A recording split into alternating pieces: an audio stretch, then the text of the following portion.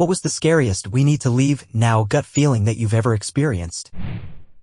Surfing a fairly secluded reef break offshore across the channel. This place is in a very southern state of Australia. Overcast weather, but a still amazing day for the waves. I was surfing with only one other guy. We were trading waves and getting to know each other in between sets. I asked what he did for a living and he was a marine biologist. We both recently moved to the area and were new to surfing it as well. Despite it being extremely good surf, after 40 minutes he says, "I don't like this, something feels off, I feel like I'm being watched, like I'm bait." I didn't want to leave as it was excellent surf, but this guy was a marine biologist, so I took his instinct as a sign to play it safe.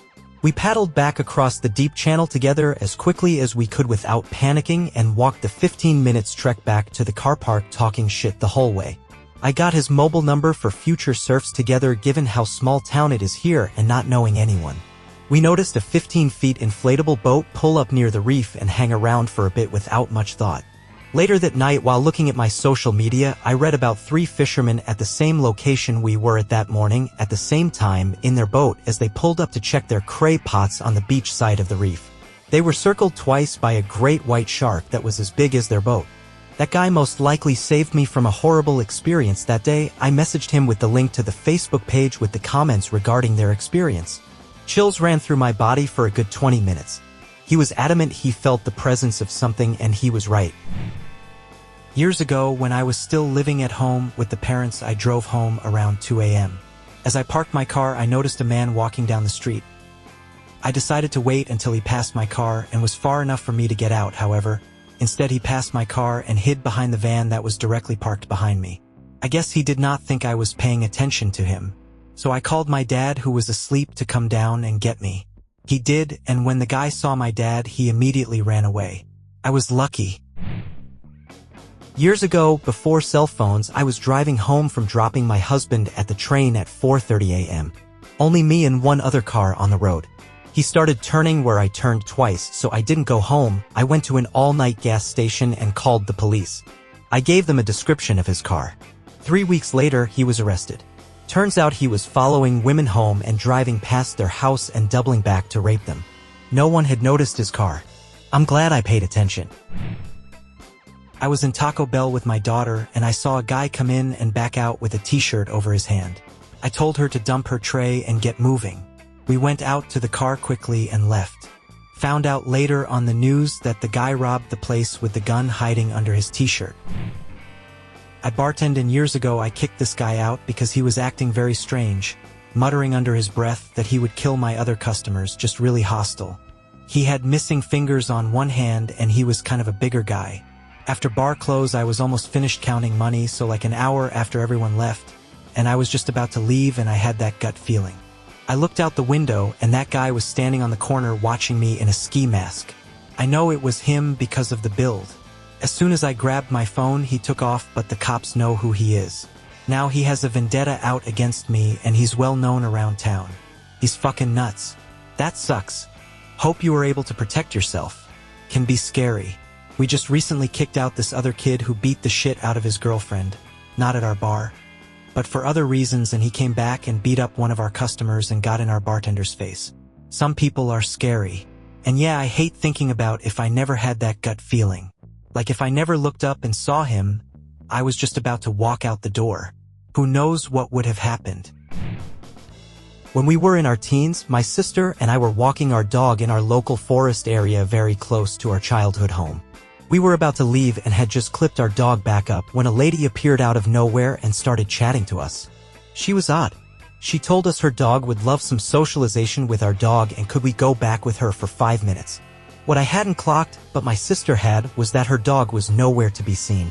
The lady was almost rounding us up to head back towards the forest when, little did I know, my sister had spotted a van out of the corner of her eye. I was still oblivious at this point. Suddenly, my sister screams, "Dad," and to our luck, my dad had finished work and was now out on a run. He starts waving and running towards us, and as we turn back around, the lady had vanished. My sister looks back over at the van and sees the lady closing the passenger door and it's speeding off. Dog still nowhere to be seen. I believe we were minutes away from abduction. It was divine intervention that my dad happened to be at the right place at the right time. Grew up along the Gulf Coast. Daily storms in the summer were normal. We were heading home when one came in really quick. All of us were elementary or junior high age. We were crossing two wide open football fields. All of our hair was standing straight up in the air. We knew that meant lightning was imminent. A car was driving past, jumped the curb and drove up to us. We all got into the car and she slowly rolled back to the street. We went another block, and the lightning struck the goalpost. It was so close. Was never afraid of lighting until then. That was around 1979. I'm 57 and don't mess around. Wednesday midday run along a beautiful river pathway near my apartment block. About 1 kilometer in, I felt people watching me and directly turned around and ran home even though I did not see anybody. Closed the 2 magnetic gates leading up to my door and didn't see anybody around or follow me. About 10 minutes later, 2 guys were at my front door trying to push it in.